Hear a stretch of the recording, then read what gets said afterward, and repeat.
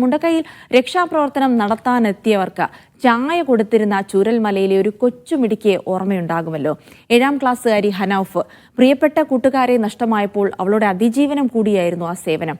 ഹനൌഫ് ഇപ്പോൾ എന്ത് ചെയ്യുന്നു എന്നൊന്ന് കണ്ടുവരും.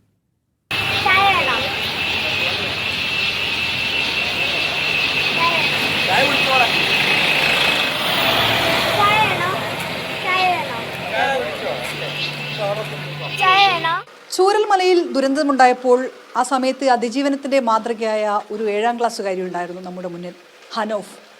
അവളുടെ കൂട്ടുകാരികളെല്ലാം ദുരന്തമെടുത്തപ്പോൾ അവൾ അതിനെ അതിജീവിച്ചത് അവിടെ വന്ന രക്ഷാപ്രവർത്തകർക്കെല്ലാം ചായ നൽകിയായിരുന്നു. ഹനൌഫ് എനിക്കൊപ്പമുണ്ട്. ഇപ്പോൾ 8ാം ക്ലാസ്സിൽ എത്തിയിട്ടുണ്ട്. കഴിഞ്ഞ ഒരു വർഷം മോളെ നമ്മൾ കാണുന്ന സമയത്ത്, അന്ന് ആ ഉരുൾ ഉണ്ടായിരുന്ന സമയത്താണ് മോളെ കണ്ടത്. അന്ന് ചായ കൊടുക്കുകയായിരുന്നു മോൾ. അന്ന് വലിയ സങ്കടത്തിലായിരുന്നു കുഞ്ഞെന്നറിയാം. പിന്നീട് എങ്ങനെ പുതിയ സ്കൂളൊക്കെ മാറി പുതിയ സ്കൂളിലൊക്കെ എത്തി, എങ്ങനെയായിരുന്നു കഴിഞ്ഞൊരു വർഷം?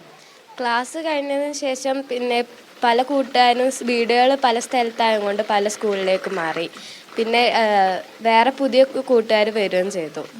അതുപോലെ തന്നെ ഈ ടീച്ചേഴ്സിൻ്റെ പോലത്തെ ടീച്ചേഴ്സ് ഇപ്പം കുറച്ച് 2-3-4 ടീച്ചേഴ്സ് പുതിയതായി വരികയും ചെയ്തിരുന്നു.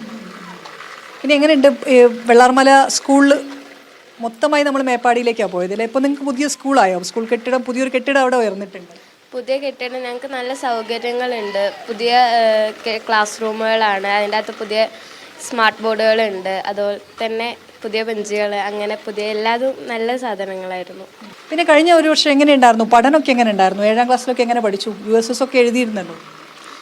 ആദ്യം പഠനം നടത്തുമ്പോൾ കുറച്ച് പ്രയാസം ഉണ്ടായിരുന്നു. അതിനുശേഷം പിന്നെ ഇങ്ങനെ കുറച്ച് പഠിച്ച് ഇങ്ങനെ ഇതിനൊക്കെ കുറച്ച് അതിജീവിച്ച് വരണം എന്നുള്ളൊരു ഇതിൽ പഠിച്ചു. USS ലഭിച്ചു. ഞങ്ങൾ 4 പേർക്ക് ലഭിച്ചു. എല്ലാവർക്കും നല്ല മാർക്ക് ഉണ്ടായിരുന്നു. പിന്നെ ഒരു സ്വാമിനാഥൻ ഫൗണ്ടേഷനിൽ ഒരു സംഘടന ഞങ്ങൾക്ക് ഒരു ക്യാഷ് പ്രൈസും മൊമെൻറ്റോയും തന്നു. കാക്ക, ഉമ്മ, പാപ്പ? കാക്ക ഇനി ITA ഒക്കെ അങ്ങനെ കുറച്ച് കോഴ്സുകൾ നോക്കുന്നുണ്ട്. അതുപോലെ തന്നെ താത്ത ഇപ്പം ഒരു അക്ഷയ പോലത്തെ ഒരു ഇതിൽ നിൽക്കുന്നുണ്ട്. ഉമ്മയും ഉപ്പയും, ഉപ്പക്ക് ഇപ്പോൾ വണ്ടിയിലൊരു പണിയൊന്നും ഇല്ലല്ലോ ഇപ്പം. ഓരോരുത്തരും പല രീതിയിലാണ് ഈ ദുരന്തത്തെയൊക്കെ അതിജീവിച്ചത്. ഈ ഹനൌഫ്, എനിക്കൊരു വ്യക്തിപരമായ ഒരു കാര്യം കൂടിയുള്ളത്, കഴിഞ്ഞ ഒരു വർഷമായി എൻ്റെ ഒരു മോളാണ് ഹനൌഫ് എന്ന് പറയാം അല്ലേ?